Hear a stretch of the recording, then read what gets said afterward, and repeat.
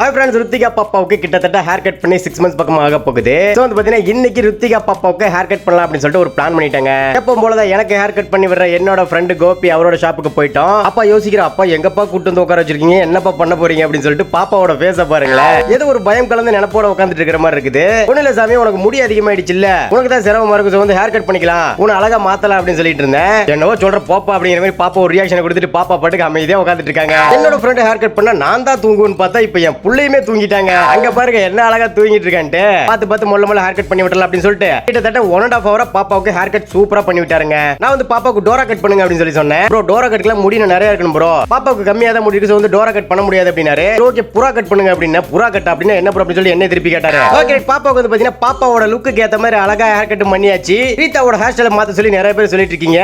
Next video அதுதாங்க. பாப்பா இந்த லுக்ல எப்படி இருக்கு அப்படிங்கிற விஷயத்தை மறக்காம கமெண்ட்ல சொல்லிடுங்க. இந்த வீடியோ லைக் பண்ணிட்டு ஓகே பை.